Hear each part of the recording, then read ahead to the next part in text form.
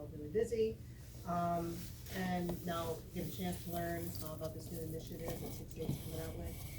I'm really excited. First, we'll start with some introductions. My name is Carol Ensminger. I'm one of the planning team members, and I will be on the community resource group. My name is Sarah Rampton, and I will be working with the community team as well. My name is Natia Shep, and I am going to be coordinating the children's program. Joyce Shep, the community team working with the Allies. Marianne Rawls, and I'll be on the Jobs and Education. I'm Jody Anderson, and I'll be on the services team. My name is Steve Hartline, and I'm on the recruitment team. I'm Janelle Huck, and I'll be on the services team. I'm Jeff Parker, and we'll be on the Jobs and Education team. Marv Hupp, and I'll be also on the Jobs and Education team. Scott Ensminger, currently on the planning team. More to come. John Rampton, and I will be on the Big View team. So, I'm not sure how many of you are all familiar with 6-8. Some of you already know 6-8 and everything that they're involved in. If not, briefly, 6-8 was founded by John and Sarah Rampton along with their board of directors in the summer of 2010. Their personal journey and how they established 6-8 and all that is very interesting to hear. We have some other volunteer input for the general 6-8 programming, so if you ever get a chance to come to one of those, you'll hear the full story. But in the interest of time, we're going to keep it short and simple. We're going to focus on 6-8's mission, which is transforming communities by making service personal. There are 4 priorities that 6-8 gets into their mission. It starts out with relationships. That's the first priority, most important in 6-8. Relationships between the people that we serve and the people we work with. Number 2 is teaching. We like to teach skills that people can learn here through classes, gardening, the meals, and then take them home and do them at home. If you like to let them learn how to do it and then take it home. Reciprocity. We believe that in every relationship, in every chance to serve, there is a give and take of service. You give and you receive in every relationship that you have. And number 4 is quality service. Everything 6-8 brings about, whether it's classes, seminars, the meals, we want it to be a quality service or product that we give these people. But our number 1 priority is always the relationships that we form with the people we serve and the people that we help here at 6-8. At this point, I will turn it over to Sarah, and she will talk about the Circles story. So I get to share how Circles found its way to Sauk Prairie. And it started out almost 3 summers ago. I was on a mission trip in Joplin, Missouri, with about 30 high schoolers. And we were painting the outside of God's Resort, which was a transitional housing. It still is a transitional housing place down in Joplin. And the executive director, his name is Jay, and I was having a conversation with him, and we were about to break ground on starting the renovations for this building at that time. And so I was sharing with him what we were doing and the design of the building and the layout and our dreams. And he was like, well, you got to do Circles. And I was like, I don't know what Circles is. And so he gave me like the 3-minute synopsis of what Circles is. And I was like, oh, that sounds really cool. And so I came home, and there's a lot of ideas that we have and suggestions that we're given of things to do. And not a whole lot of it stays in my brain. Just finds its way out. But this one wouldn't leave. God didn't let it leave. And so I looked on their website, and it looked really neat, and I started reading some things, and I ordered a book because that seemed like a nice thing to do. And then we broke ground on this building, and the book sat on the shelf, and I didn't go back to the website. But the thought kept coming, Circles. We're supposed to do Circles. And so a year later, I went back to Joplin, same place, God's Resort. This time we were doing some landscaping and some renovations. And Jay was like, well, have you done Circles yet? And I was like, no, we haven't started Circles yet. He's like, you have got to do Circles. They were in year 3 or 4 at that time in Joplin. And he said, it is transforming our community. It is transforming Joplin. not just the people who are in Circles, but everybody. It is touching the entire city. You have got to start Circles. I was like, that sounds kind of cool. So I came home from that mission trip last summer and started reading the book that was on the shelf for the year. And everything that I read just smelled like 6/8. It just sounded like 6/8. For instance, just with our priorities, we read in the book from the Circles founder called Bootstraps and Benefits, forming relationships, learning from one another, and working together to find new solutions. These are the pathways forward that will ensure we leave no one behind. And Circles is about reciprocity. Everyone gives and receives. I was like, whoa, we have got to do Circles.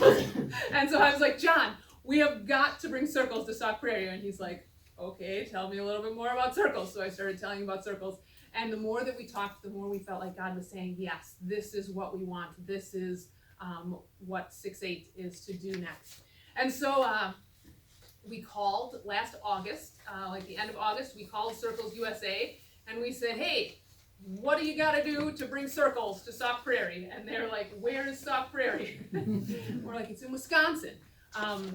They were from Minnesota. My first question was, are you Vikings fans? They are, but we decided to not hold that against them. There is a chapter in Green Bay, so we're in good company. All is well. But they started telling us what it took, and the first thing that you had to do was sign the contract. You have to get your board of directors. You have to have a nonprofit and have your board of directors sign the contract. Okay, that sounds reasonable. And then you have to go to hands-on training, and that is October 2nd, 3rd, and 4th. We were like, okay, this is the end of August. Great. I was like, when's the next hands-on training? That seems really fast. And they're like, February. And I was like, oh, we're going to have a baby in December, so February is probably not the best time to go to hands-on training. So how about October? So at the end of August, we talked to Circles USA. On the 12th of September, our board of directors met. We sent them ridiculous amounts of information, and they read a lot. We had great conversation, and they said, yes, this is 6/8. This is what we want to do. So we started our contract with Circles USA on October 1st. And October 2nd, Joyce and John and I flew to Utah for hands-on training, and we were the newest Circles chapter represented. We introduced ourselves. They had asked how long you were a chapter, and we're like, well, since yesterday. So it was great. We got wonderful training, and we came back and have formed a planning team. So there are 13 of us that have been meeting twice a month since December, and we are so excited that you are here to help with the next part of the journey of bringing Circles to Sauk Prairie.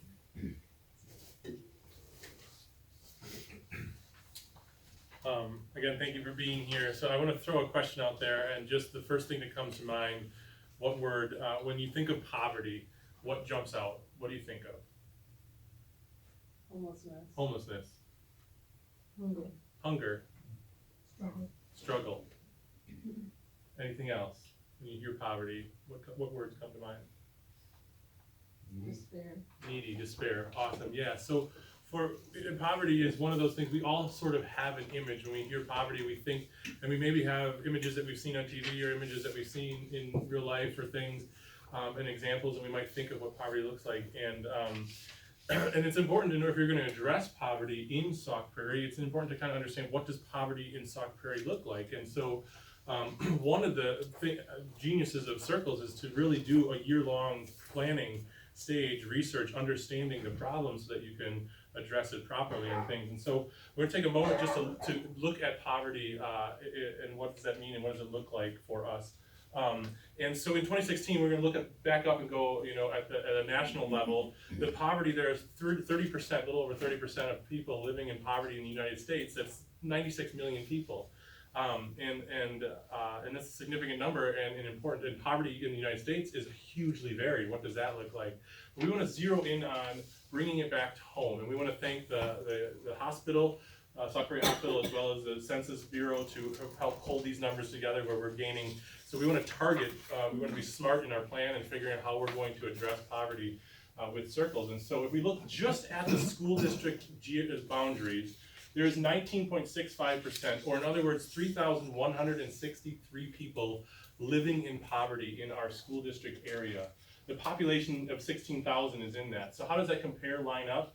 If you look over here with Columbia County, we're right in par with Columbia, a little lower than the Sauk County overall, and then lower than the state and the United States average is there. And so what does that look like? And this is looking at 185% of the poverty line, and that's the target we're gonna kind of look at, and we'll talk a little bit why we're choosing that too. But what does that look? For an individual, that's 23,000. For a family of 4, that's 47,000. And those are averages numbers. Every family's a little different of what that looks like and what you can live on and things like that, right? And there's single family, single parents and things like that. But that's the concept. We zeroing in on that 3,163 people that are currently struggling and living in poverty in our school district area. And so we're gonna address that, and Circles addresses that. Their mission and how they do that is to inspire and equip families and communities to resolve poverty and thrive. So Circles is a program, is a model that it's not another Band-Aid or another handout system that's to help people manage living in poverty well. But it's gonna take a person, look at their situation, come up with a game plan, and you will lead yourself out of poverty, resolve it, and thrive. It's going to reduce and then end poverty. So it's not managing the existing poverty and how we can help people live in poverty and live better in poverty, right? So it's resolving it, and so that we can produce a community that thrives. How does it work? How does Circles work? And we're gonna keep going deeper and deeper and more specific as you go. I know we're taking a big view here, but Circles gathers middle or upper high income individuals, volunteers, and surrounds families in poverty. So together they work with low-income families or individuals to bring long-term economic stability. Again, that's what we're focusing on, helping someone get to that point of economic stability. So they are off the systems, if you will, off reliance or dependence on other assistance, and they have reached a point where they are living in stability. And the cool thing about Circles, it takes an individual, it is not a cookie cutter program, and so economic stability looks totally different for every individual situation. And that works, Circles works well with all those situations. Now this process, not only does it impact the one person that we're working with at a time, right? But it also changes their life, but it also impacts the entire community, right? And just imagine if we have this new, the economic possibilities, right? Imagine for the business sector or for the school or the healthcare sector, it impacts the community. The strain that poverty has on the public is alleviated and lifted. And so as barriers are identified, that these are barriers that are holding people in poverty that are struggling to get out, those are identified, and those are Circles identifies and works to alleviate them for everyone living in poverty, right? And so whole communities can be thriving and uplifted by the process. Okay, so what will Circles do for Sauk Prairie? What are we doing? Our task and what we've committed to and signed is we are working on a 10% poverty reduction. So we're looking at the poverty rate, and in 10 years, we want to reduce that by 10%. That sounds cool, doesn't it? If we can get there. Breaking that down, like we got to put some numbers for the number geeks in the room. We're going to take that a little bit further. What does that look like? So that 3,163 people, 10% of that would be 316, right? And if we do that in 10 years, that means on average, we're going to be bringing 32 people. We're going to work and lead 32 people out of poverty sustainably, right? And so that just kind of breaks down our problem, makes that, whoa, 10%, that's doable, I think, right? We're gonna strive after that. And how does Circles do that? In its genius, in the design, is it puts the center of the circle is the circle leader. And the circle leader is the person or family who is living in poverty, and they always have been the leader of their own life. It does not take away, they are controlling their goals, their dreams, it's their life. And it identifies and says, you are leading it. Your choices matter, and what you do can have an effect, positive, and it brings hope. And it puts you at the center and say, this is your life, right? This is you. But we're gonna help to empower you and equip you so that you can have positive impact on your life. And so it surrounds you with other circles of support. You have the allies and weekly meetings, which we'll bust into a little bit later too, but those people that are working with you in partnership, you have someone that's on your side, right, that's going to hold you accountable, help to expand your circle of network, and then we're going to work with you, and you're going to figure out what goals and smart goals and planning and how that works into can be a part. And we're not doing this on our own. We are also gonna be forming powerful resource teams. And you got a little introduction from us on which resource team, you'll hear more about that again. But specific teams that are that circle leaders will be able to access experts and people who are trained and at least learned or understanding what are some of the resources that are available to help someone get through poverty, right? Not to stop in one place along the way, but to work right through even those times when things become tough and things like that. So those resource teams also surround the circle leader. And then this idea of big view, and the big view idea is where circles can blow up in a community. It takes it from the bigger picture. As we are working on a micro level, someone working their individual plan and working themselves out of poverty, the big view looks at poverty as a macro level. What are some of the systemic problems that are holding everyone in poverty in Sauk Prairie? What are those barriers that are making it hard and suppressing someone? And how can we as a community, so big view then pulls in school leaders, business leaders, chamber leaders, village leaders, and even on a broader, if we have to go to county and state and national, why not? What are policies and things that could be changed, and how, if we put our heads together, can we do something about that? So that's how Circles takes the poverty problem to the macro level. So it's working both micro and macro at the same time, and we're learning from the circle leader, what are those biggest problems? I don't know what the biggest problems are, right? We may not know, but someone who's living in poverty and they're working themselves out of poverty, they keep knowing what wall they keep ramming their head against, right? And so what can we do to alleviate that, bring that barrier down? And that's its genius. I rattled some of these things off, but the circle leader, the allies are the people that support them, resource teams, and big view. So in the design, it works on this 4-week schedule. So there's a weekly meetings that it comes and there's a support group and support network for the circle leader working themselves out of poverty. And I just want to point out what's consistent here. Each week, there's a meal, right? We come and we gather, we eat together, we share, fellowship, and network, and it opens up those relationships. Community program, children's programming is consistent every week. Circles is in its design also is working with the adults as well as the children at the same time, working to break that cycle of poverty 2 generations at one time. And then each week is a slightly different thing, but it's always just a repetitive 4-week cycle that works this model where we come together, we eat together, we share things, and children go off, and then the circle leaders work on their goals, and it just keeps going. And it also recognizes that 6-8 cannot end poverty. Circles by itself can't end poverty. It's an initiative that takes the entire community to actually work. It needs to involve employers to understand, to think, well, how can we help to provide opportunities for re-entry or things like that? How do we work with the schools or the hospital or healthcare or other services that can help? We have to be creative as a whole community to get on board in order for this to really happen. No one organization can do this. So it takes a whole community-wide effort. And we will get there it's a long-term, and this slide is just to represent the circle leaders and allies. We make an 18-month minimum commitment, right? And so it isn't something we can end overnight, everyone's situation, and we might realize, hey, you gotta go back to school to do this. Well, guess what, we're in it for a long haul. We're in it for years. And Circles won't drop you, right? It's gonna take you to where you need to go to get to economic stability, and it's designed that way.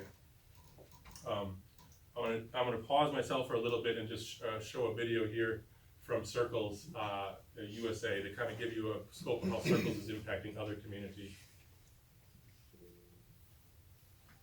Before I found Circles, I didn't know what a community was. I didn't know how to find resources to get out and meet new people and know that I am somebody else besides somebody staying in the government home. If Circles was not here, my life would probably be one of disdain and quite sadness, frustration, poverty. I was in an unhealthy relationship, very isolated, depressed, and I was not employed. Often when you're in poverty, you're discounted and ignored, and you don't have a voice.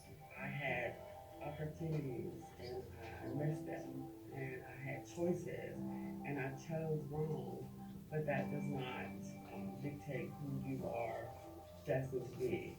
Just because you make mistakes, everybody has a chance every single day they wake up to change. I believe that our system in the country as a whole, as far as welfare is concerned, has been broken for a very long time. Transitional housing is not transitional. People come in, they stay, and they never leave. I mean, I've worked with families in housing projects that have stayed there for generations. The mother stayed there, the kids grew up, and now the children live there. Never looking to get out because they don't believe it. One of the most intriguing things about Circles is because if individuals are always around like-minded individuals, then you have nothing to strive for. No one can give you different experiences. And what the Circles model does is give us allies from different income levels who've had wonderful experiences, broader vocabularies, and you begin to pair them with individuals who haven't had these experiences. So they're learning new things. And it is absolutely amazing to watch their lives transform, their minds open up, and it's really a shift in thinking. It's always fun to explain what Circles is to people who aren't in Circles, because the term circle leader just seems so weird, but it's really accurate. The leader is the person who is changing their own lives, because they have to lead the process. I'm not here to do it for them. Matter of fact, I'm not doing anything for them. I'm not giving them anything. The leader is the person who has applied for the program, been accepted the program, and is working the program to change their own lives. And the fun part for me is I get to be a part of that process. I get to be there and see them change their own lives. When you're in poverty, it's a punitive system. If you don't do this, you won't get that. If you don't jump through this hoop, we won't help you with that. Even the term circle leader, it gives you a sense of empowerment in realizing that I am the leader of my life. I control where it goes. I don't have to submit to other people's goals. I have dreams, I have goals, and Circles helped me to realize that I can prioritize myself and do whatever it is that I choose to do. We work really hard at helping our community to understand the real complexities of poverty and how it's not quite as simple as go get a job or learn better soft skills or get a budget, that there's a real complexity to poverty, and in one sense we're all responsible for making a better community by making better families, and we can't do that. Circles gave me the tools to transform my life, and my children saw that. So I no longer wake up with, oh, I can't do, this is so rough. I wake up with I can, and I am, and I'm doing, and it's good. We now have people who aren't victims in their own lives. The circle leaders no longer feel like circumstances happen to them and they have to accept it. Now I see people who in the past never believed they could do anything on their own, and they're out there changing not only their lives, but the community. It's amazing. It just is. With Circles, it is a community experience. It's all the volunteers and all of the staff working together, and the circle leaders are the ones that inspire me the most, because they are so committed, so goal-oriented. They have a focus and they have a purpose. And each day when I find out another success story, I'm just so excited because I'm going, this is what it's all about. This is Circles.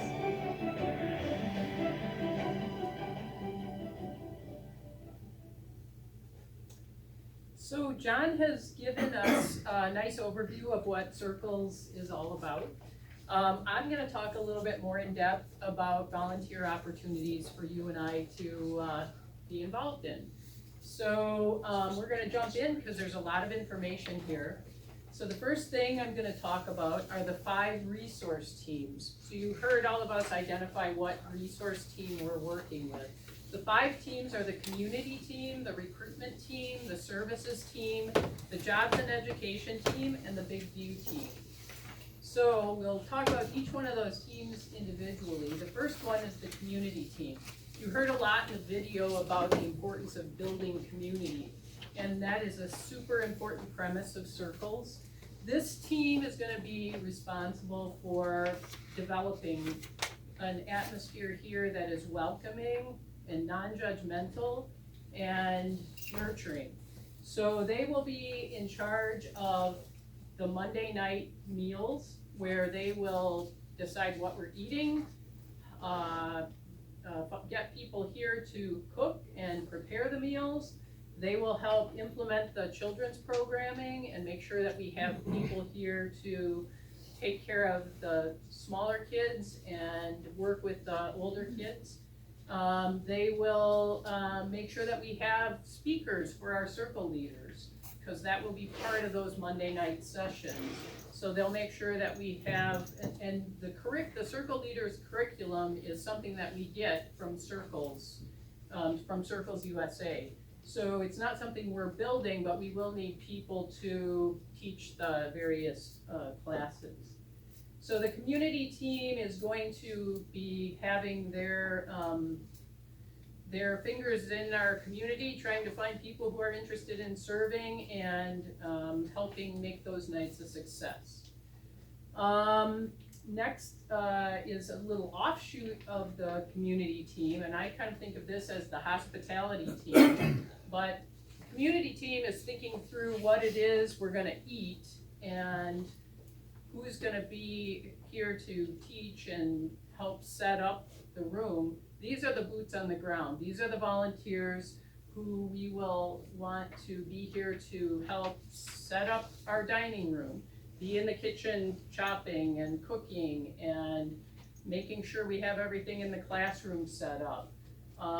Volunteers to take care of kids that are newborn to age 3, and then volunteers who are interested in the children's curriculum or the programming for older kids. Or maybe volunteers here to help kids do their homework. And then the inevitable cleanup, but that's okay, we need that too. Those folks won't necessarily be committing to every Monday night. There'll be opportunities for people to maybe volunteer one Monday night a month, or but some of you may be interested in doing all 4. So they are the folks who are gonna help make those Monday nights successful. Remember, all of the Monday nights include the meal and the child care and children's programming. We want our volunteers to bring their kids because it's important that we develop the kid community too. John talked about the fact that we're trying to focus on 2 levels of people here, and we want to break the chain of poverty. So it's really important that we build that community too. So the next team is the recruitment team. These folks are going to do just that. We need circle leaders. We need people who are struggling in poverty, who might be good fits for this program, or who are interested in learning more about it or being part of it. We'll need allies, and we'll talk a little bit later about what an ally is. You heard a little bit, but we'll get into that more in depth. And then other volunteers to be on these resource teams and teach the curriculum and that sort of thing.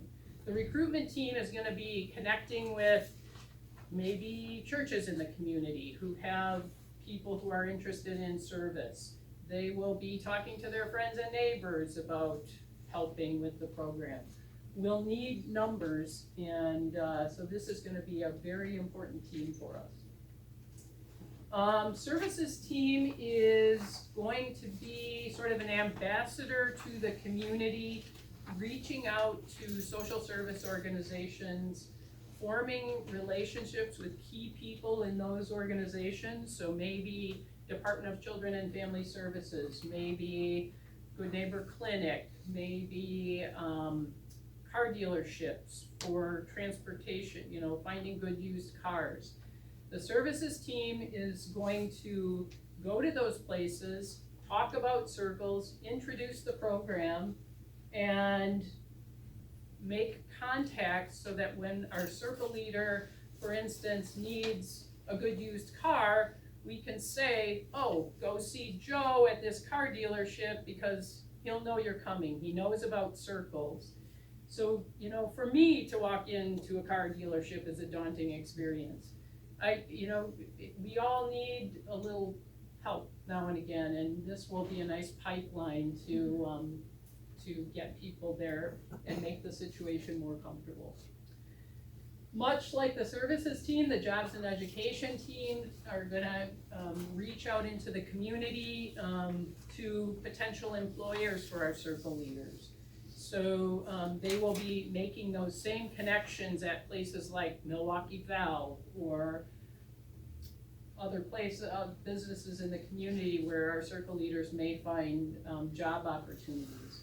They'll be doing the same thing at various educational institutions. So maybe Madison College, maybe various apprenticeships, GED programs.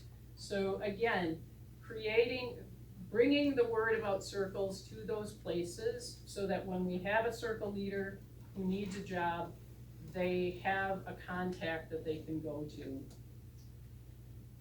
Next is the Big View team. And these folks are really the people who are looking at the big picture. As John said, these are the people who are really wanting to connect with leaders in our community who can affect change at a bigger level.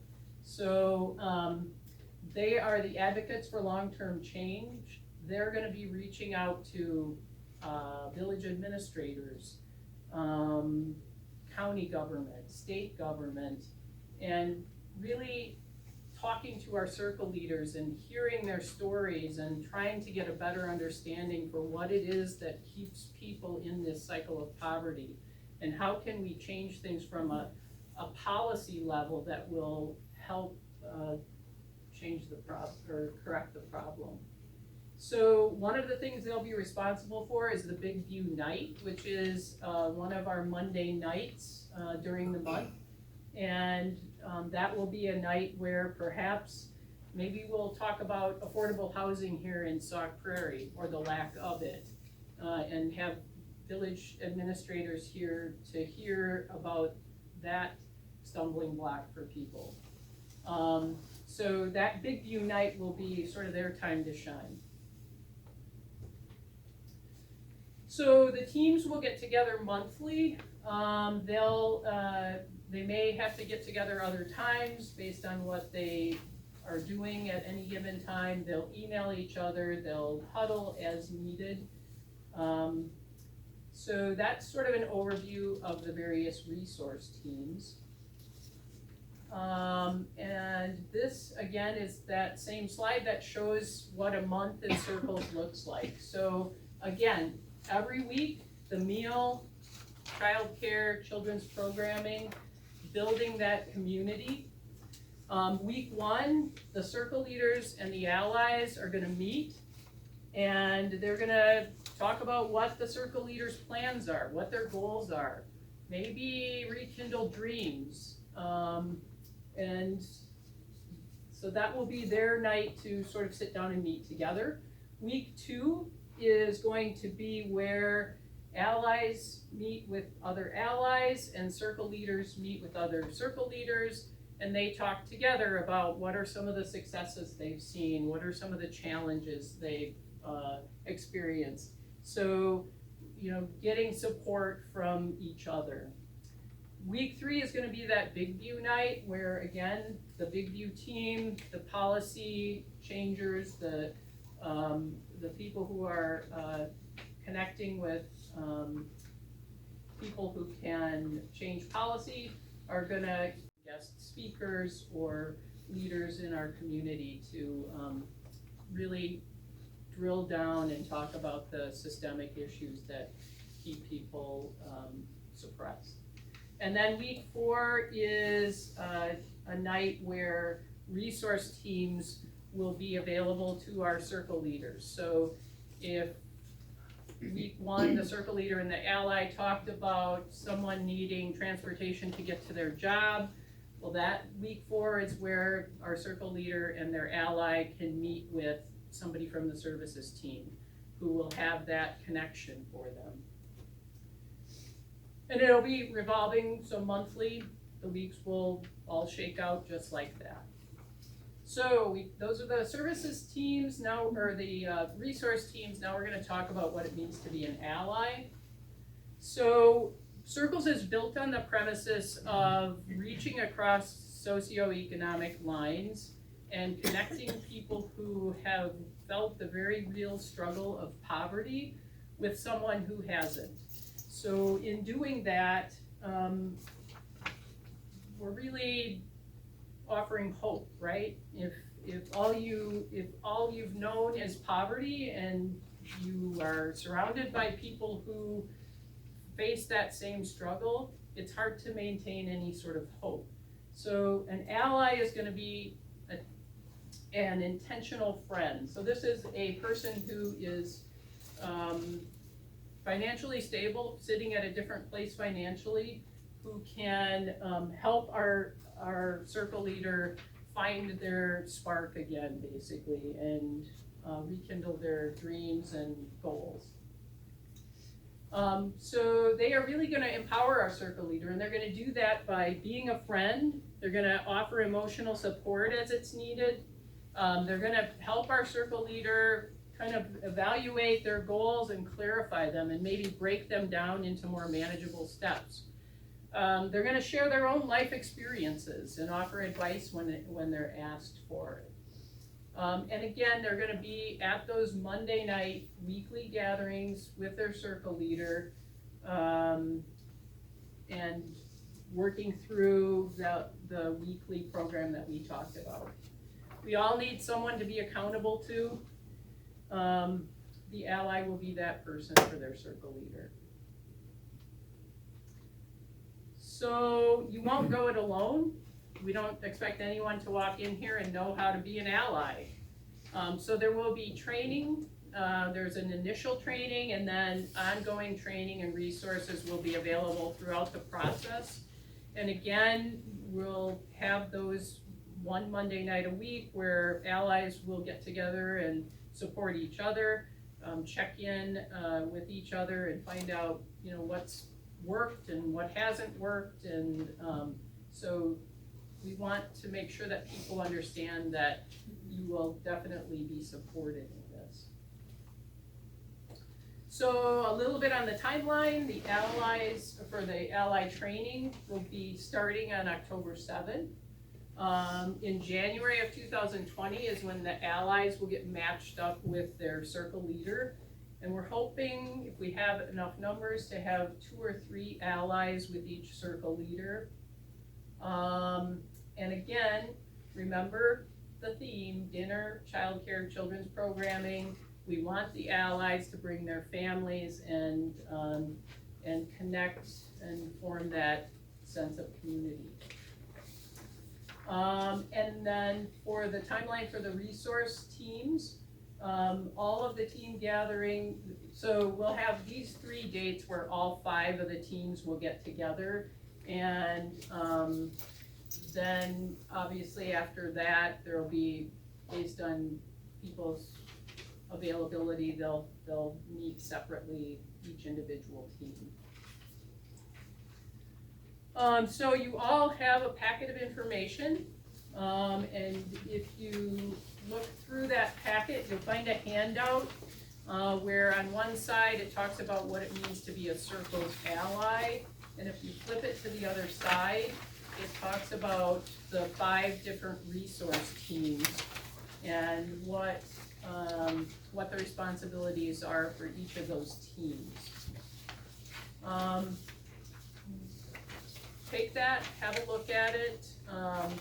What we would like for you to do is to take the volunteer application that's also in your packet and fill that out tonight before you leave. Keep in mind that if you mark down that you want to be part of a certain group and then you go home and think about it or read those sheets more closely and decide that you want to be in a different team or you want to be an ally instead of being on a team, you're not committing to that tonight. So we just want to get an idea of what people are interested in. So looking at that application form, the top part is self-explanatory. That's just your contact information. Just below that is this part here where all of the 5 resource teams are there to check off if you're interested in that. And then just below that, the long rectangular box is for people who want to be an ally. And the 5 boxes below that, that first one is for that hospitality team, the folks who are going to be here setting up for the Monday nights, preparing the meal, volunteering in the child care and children's programming and cleaning up afterwards. The other 4 boxes are for people who aren't necessarily interested in being on one of the resource teams, but they have an interest in a certain part of a team. So maybe you don't want to be part of the planning and coordination of the services team, but you're kind of interested in connecting people to housing and transportation. Maybe you have an in with someone who can help our circle leader find affordable housing. Or maybe you have connection to people in our community who can help us with employment opportunities. Then you might want to check that Jobs and Education Connect to Jobs box. So options for being involved, but maybe not to the degree of being on the resource team. So, the very last end of the form, there's a place where you can put the number of hours each month that you might be available to volunteer. So again, we hope that you'll fill that out today, and we are all here and available if you have questions. We are grateful that you're here. This is a big ask. We need a lot of people, but this is a program that really can make Sauk Prairie a model community in this state. If and when we pull this off, we will be making a huge difference for a number of people. So hopefully you guys can feel that excitement that we all have. So we're gonna just take about 5 or so minutes right now and have you fill out that application, and then we'll wrap things up. So you should have a pen. We even tested them last night, so hopefully it works. So if you just take a couple minutes and fill that out, that would be great. And if you have questions, raise a hand. We've got lots of people around here who can answer that. And then we'll wrap things up when you're done there. So when you finish it, if you want to kind of pass it towards the outside, we can grab those. It'd be great. There are also drinks and cookies and other such goodies in the back if you are interested in any of that. Restrooms are just out the door. You said that to be an ally, you have to make an 18-month commitment, and that's every Monday for 18 months. As many Mondays as you can make. Okay. Yes. Now what's the Family vacations are still acceptable. That's why we would like more than Yep, one. yeah, that's why. So there's 2 to 3 allies with each circle leader. What is the cliff effect? Oh, that's a great question. Are you? I don't talk about it, but should do Q&A stuff now. Sure, yeah, as you're filling it out. So the cliff effect is the effect of the resources that people are given, the subsidies, that drops off faster than the income that you're earning can replace. So oftentimes those living in poverty, if they're smart, are discouraged from getting a raise or working more hours, because if they reach a certain financial or their child care subsidies, their health care, all of a sudden drops out, but they're not making enough to make up that gap. So that's the cliff effect that we will hopefully be working to maybe have it be a sliding scale, or so that it's a little more reasonable for those who are really actively working their way. Yeah, good question.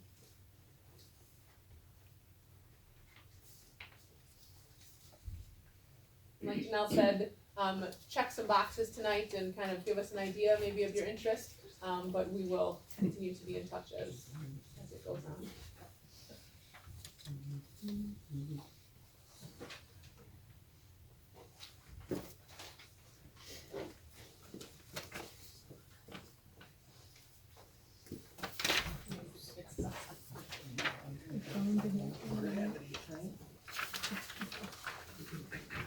And even if you don't know exactly which box to check, just put a note on there and say, I'm not really sure, but I'm thinking one of these 5.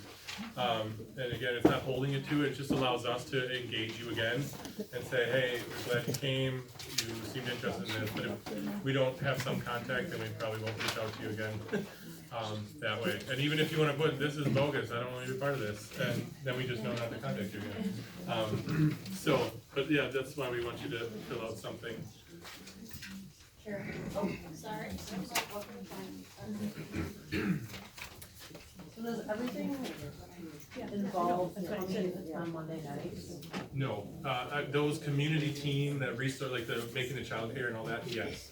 It's a Monday night weekly thing, but if you're on a resource team and you're helping with the big view and you're going out and connecting to jobs, different jobs and things, that can be happening ideally probably during the work week, right, or things like that, and then you're reporting back to the team, and then, so yeah, there's a lot of tasks that are behind the scenes or more research gathering, data driven, things like that, or trying to gather information and resources or things of that nature that can be more appropriately done outside of Monday.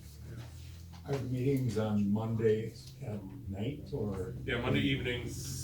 5:30 to 7:30. 5:30 to 7:30. That's why we have an awesome team. So if you wanna volunteer and you can't make any Mondays, yeah. We still can have, still work yeah, something out. ideally likely you wouldn't be able to become an ally, because that's when those things happen, is when the circle leaders and allies meet, during those Monday gatherings. So that would be difficult if Monday. If you're on a team though, could you change it to a different night? The match circles, all the allies and circles meet together on Mondays as a whole group. Okay. But a resource team working on the planning and the implementation of some other aspect can meet outside of those Mondays.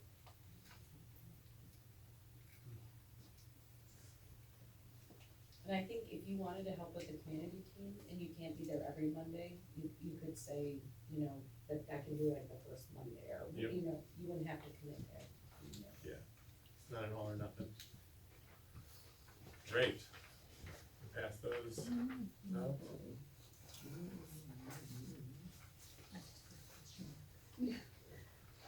I can take them whenever you're.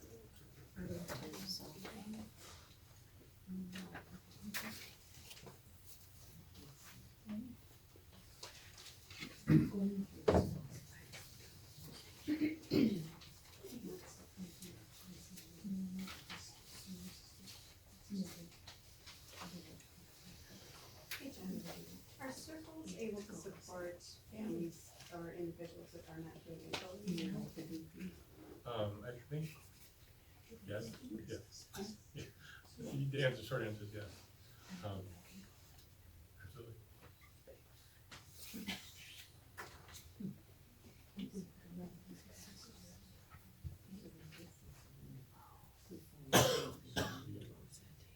All right, so if you haven't, you can still talk, you can work over me. Most people don't listen to me anyway. You don't listen to me in youth ministry. Don't ever listen to what I have to say. So feel free to do that. But anyway, transitioning into, to make circles happen, and again, this is you guys become our first advocate. This is our first night of doing this. And as you can see, like if we're not starting till 2020, you can see, and deliberately Circles USA puts us in this year-long like working phase. We're in working mode, and recruitment happens in the end of the summer, fall. So we have enough circle leaders and allies to launch, you know, that training in November and December and really let her rip in January, right? So we're deliberately, you guys are just information sharing and we're gathering. You're not committing tomorrow, next Monday, you're not gonna be showing up for duties. You know, so this is a slow, drawn out process because it takes a community-wide effort. It takes hundreds of folks. And really to be launching, this kind of gives us an idea. It took one night. We're gonna need 55 volunteers, you know, on average to kind of make that night happen, and to cover that. And so we're gonna need skill sets of all things and people working not on Monday nights and all that. But this scope is big and it's awesome in that it's cool. It just, I am so blown back every Monday we get together with our planning team. We have 13 folks that have already just said, we're in this, you know, we don't need to know anything more about it, you know, we drank the Kool-Aid, this sounds awesome, and this is like really cool. And then to see you guys here, this blows me away that people want to impact people's lives in powerful ways and in sustainable ways. We're tired of sort of like just putting more money back on the table and say, come back when you're hungry again and come back when you need more money. We want to say you can make a difference in your life. Right? And so this is what excites me, that there are people about that. So really what's going to make circles happen, right? Time, we need volunteers, and we need money to support and all the expenses and things that will come from that. But before I talk exactly like what it's gonna take to support Circles, I wanna throw a concept out here. And you can go in, this is from a whole bunch of universities down here, Georgetown, But, so I think it's legit. But on average, in America right now, the average person living on assistance, living in poverty, is costing the public $38,000, right? That is a loss of $38,000 of potential, right? Of every adult living in poverty for every year they're living in poverty. That's a loss to our public, right? That much is costing us for someone living in poverty. That's an economic impact, right? That's kind of, whoa, that's impressive. And we stop and thought, we go, well, I guess that kind of makes sense, but I never really thought of it that way. And then to just be full transparency, disclose, it's gonna cost Sauk Prairie, it's gonna cost $6-8 dollars to make this happen. We have to bring on new staff. We have to expand in order to expand what we're doing, we need to bring some new revenue. And so looking at our team has put together a budget, but also looking at other examples of circles around the country, we've kind of put these numbers together and estimated with personnel and as rather than operating, we gotta feed people every week, right? And so we've come up that it's gonna be about a $50,000 budget every year. And so for the number geeks again in the room, let's do the math, right? So $50,000 a year, and we're going to on average bring 32 people out of poverty every year, on average at the 10-year mark, right? It's going to boil down, if you do the math, 1,500, and they're in there for 18 to 20 months. That comes down to $2,500, right? So one-time cost of $2,500, if invested in Circles, Sauk Prairie, will lift somebody and lead somebody out of poverty forever, sustainably. And so let's put that numbers, before we do that, do we have it in here? You can talk about it. Okay. Sorry, there's another slide I don't have, sorry. First thing. Let's just compare and contrast, right? Let's take that $2,500, let's say everyone here tonight gives us $2,500, right? And we take that $2,500 and we hand it to one person living in poverty, in maybe cash assistance or food assistance, and we say, here's $2,500. Let's do a little mental thinking. How many months do you think that would last them? How long would that support them? Now, let's say everyone of this room gives us $2,500 to Circles Sauk Prairie, and we invested into this program with the wisdom and research of Circles USA, and we take that and it transforms an individual's life and gives them the skills and the accountability and the training that they need to forever sustainably be out of poverty. How long will that last? And then what will that have effect on their children and on our community? And so that's a cool, powerful equation of like offering a handout or a hand up, and Circles does that well in comparison. So now I'm just gonna pull back to you guys. Would you consider, because I know you're here and you wanna give some time, but would you consider giving regularly to Circles Sauk Prairie to support? And for me, I see it as an investment, right? This is dollars that will turn into a savings for our community, a savings for us, but also an investment in someone's life that lives, that 3,163 people that live in Sauk Prairie. You're investing in one person's life. And so we did some cool math breakdowns, because if I want to give, I want to feel good about it, right? And so if you can't give a whole lot, but you can do $10 a month, in 10 years you have supported one person. You're one of those people, that 10% we want to do. And 2%, or no, sorry, 10, that doesn't do that, in fact. I'm sorry, that you'd have to do the $20 level. If you want to feel good about that. The 10% is just a cool recognition of, hey, in Sauk Prairie, we're giving 10%, we're going to reduce 10% in 10 years, and so I'm going to give $10 to this cause. Then 20 does that in 10 years, you can support someone out of poverty. 50, you can do that in 4 years, right? And 100, you can do 2 people, an entire family, out in 4 years with that. And so, and obviously you can give one time and things of that, but this is just a great way to kind of look at that and encourage you to consider, could I give in some way, small or large, to support this program? And I bring this up because really to remind us that all of the money, whatever you do, it's investing in a person, right? And I keep thinking, why am I doing this? Why do I get up every day to do 6-8? Why do I get up and say Circles is it? I go back to, there's a couple of stories, but there's people in my life that I've been able to share and work and help out of poverty. And this reminds me, there's this gentleman who's coming to the food pantry and had this great connection with him, and I invited him to one of our finance classes, and he has never stepped foot in a bank, it turns out. 60-some-year-old man goes to our 6-month finance class, graduates with flying colors. He lives in a trailer, his money was under his mattress, and he was afraid of going into a bank. By the end of this, program, the teacher is helping him find some jobs. He was able to pick up a few side jobs. He comes back a couple of months later. I no longer see him at the food pantry as often, and it's sad because I missed him, you know. But good, because he's not needing it, you know, and he comes and he needs to. And he comes back telling us, you know what, there are free finance and business classes at UW-Madison, Extension, and MATC. And I was like, that's cool, you know. I'm taking every one of them, he says. And now 2-3 years, I think it's 3 years later, he has now come back and he's trying to support 6-8 in different ways by supporting and celebrating and appreciating our volunteers with one of his businesses that has surplus of things that he can share, right? And for me, that is what inspires me to do that. And every time I have a success story, it's like, and I look at Circles and I see this is just a way to scale it up, right? How can we do what I can do by myself and bring it to the masses, right? And that's what Circles is, and that's what happens when you invest your time and your money that way. And so again, you have a financial statement, financial support for Circles, and this, we would ask you again to just put your contact information and fill it out. And guess what? We left the box that says not interested in giving. But again, we want you to consider and turn that in today too. And as you do, then take that time. But again, consider prayerfully that you would do that and leave that with us. So fill that out right now.